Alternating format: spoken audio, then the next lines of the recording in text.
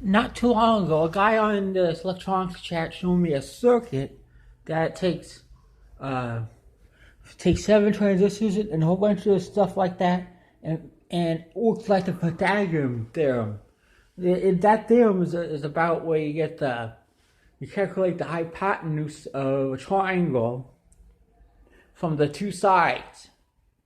It's like the length of it, basically. The length of the missing side, I guess we should call it.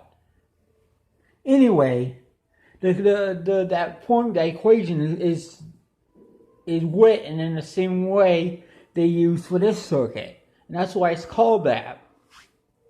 There's also other circuits on the internet I saw with AC, with the impedance with AC and stuff like that, but that's too complex. We're going to use something simple. We're going to use a 7 transistor circuit right over here and some couple of potentiometers.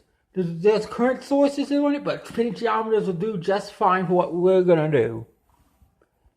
Also, these transistors here are high voltage ones, so the 2N5401. They don't have to be high voltage, and they can probably use any generic purpose transistor you use. This is one at low voltage around off USB port, which is 5 volts.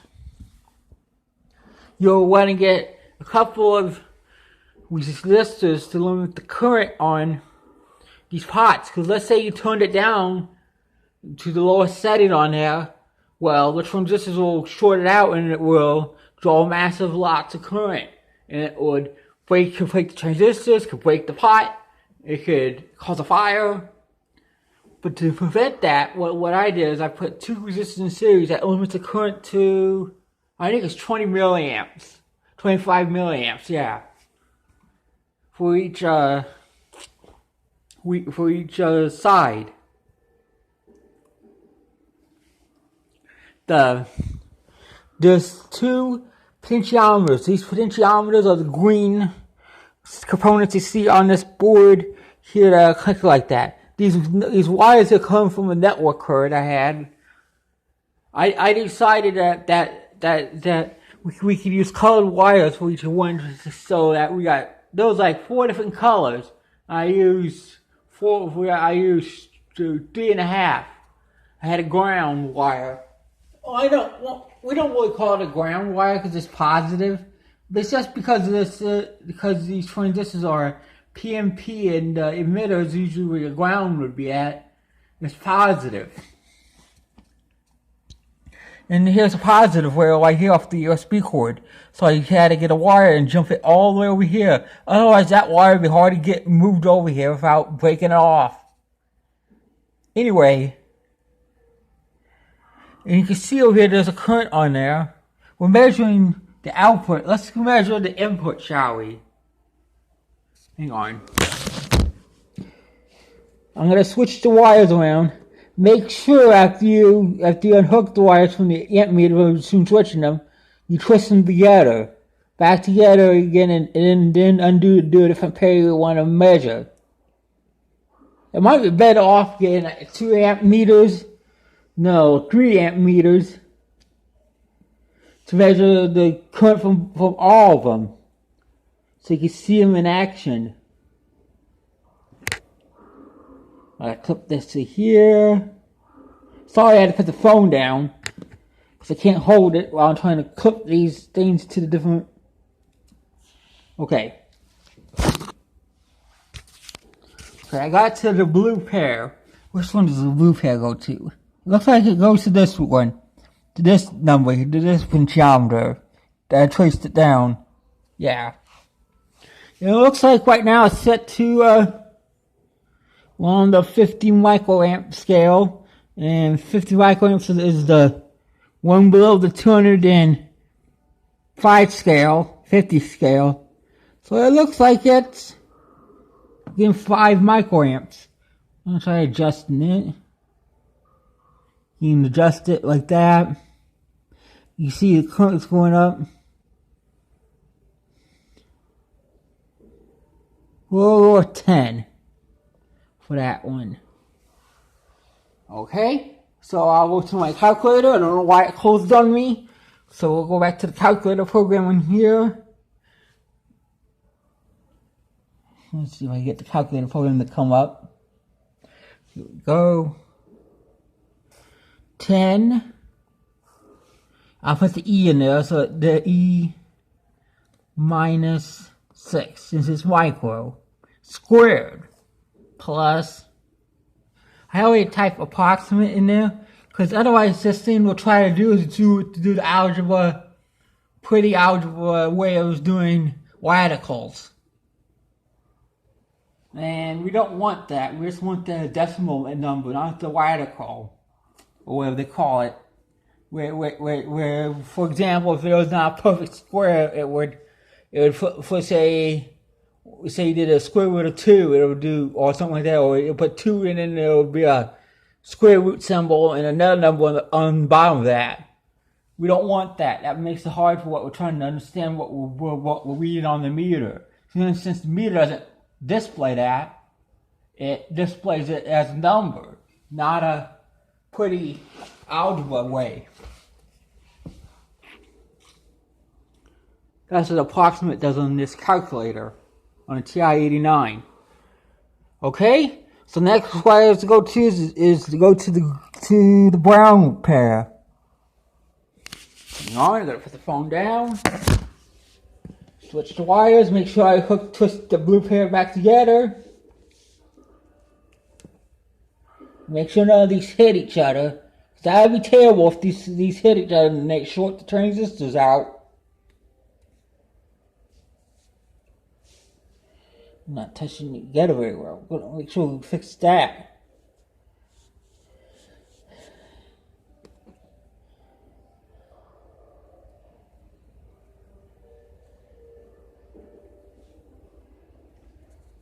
Hopefully it works right. I think there's a limit on how much you can set it to.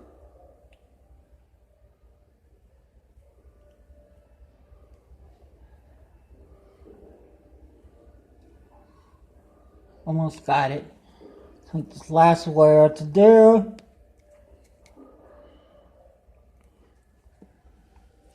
Hardly anything.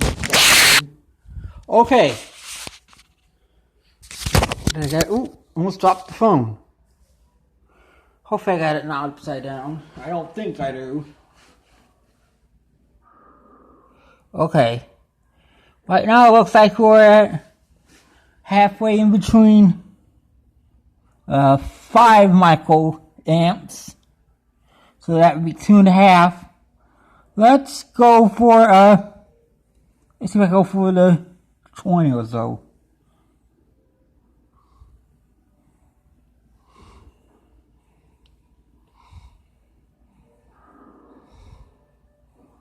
We'll go for 20. Then we gotta put 20 in it.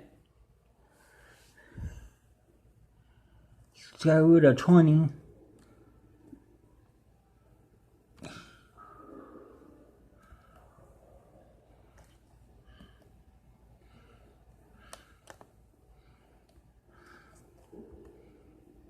So we should be getting 22.36 microamps on the last connection, if it's working right. Who knows? There could be a limit on what this thing's set to. Transistors probably have a limit and stuff like that. I'm not for sure, because I did try to input it one time, and I don't know if it was something happened or what, and it it was off. We probably have to play around with the resistors on it. I gotta hook the green pair up.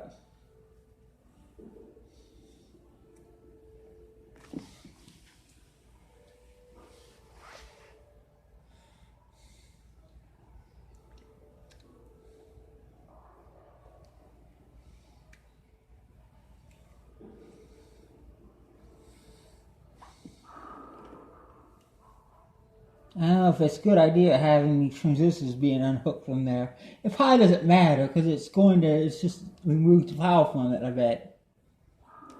From where we unhook from where the amp meter goes. I'm not sure. 20? Yeah. I say that's 22. Don't you think?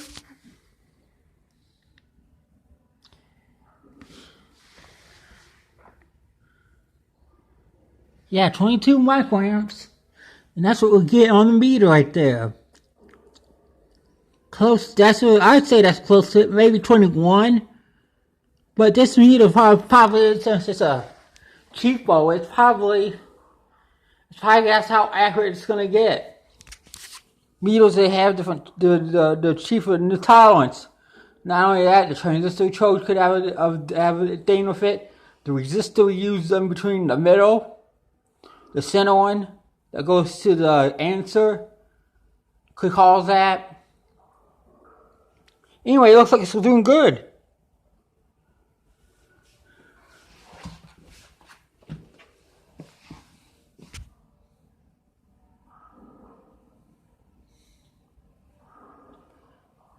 And it worked in every circuit.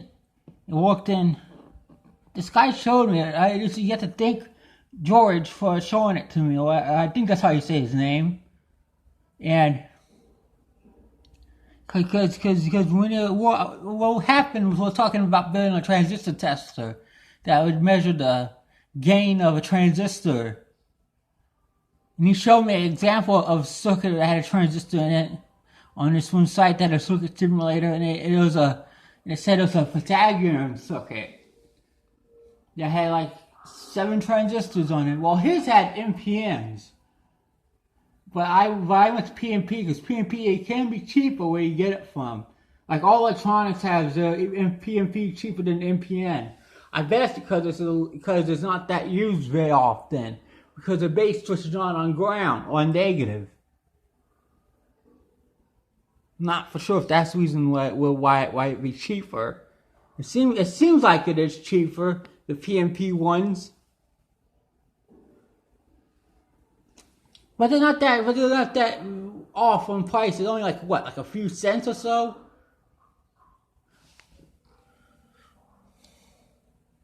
Well, I hope you enjoyed this video. So if you build it yourself, I hope you do it. You can. Maybe I should show you what this resistor here is. This resistor here is 100 ohm. And it goes to the answer. You might have to change out of it. I haven't tried hooking it directly to it. I'm not going to since it's working very well with it.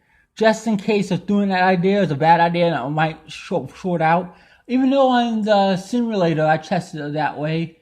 And it didn't draw that much current from it being shorted there. It's probably not a good idea to short it there.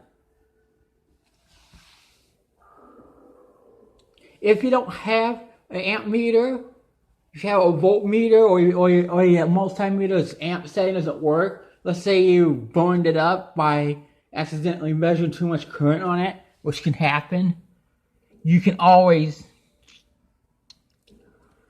put a resistor in it, like a 10K or so. Well, it just depends on what the meter, how low the voltage can go, and how low a current is this thing going to go on.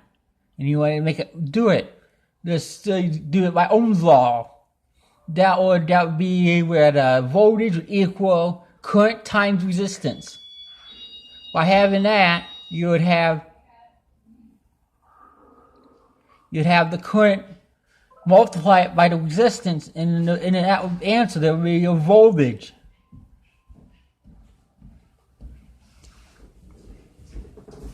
And that's how you do it without a amp meter, just in case you don't have that, or if you find, because I found out it's cheaper getting these voltmeters instead of amp meters if you're gonna get a whole bunch of them, like 3 of them. But I didn't do that. All I just did is I just put wires on it and then jump from the pair of color-coded wires. You can do that too.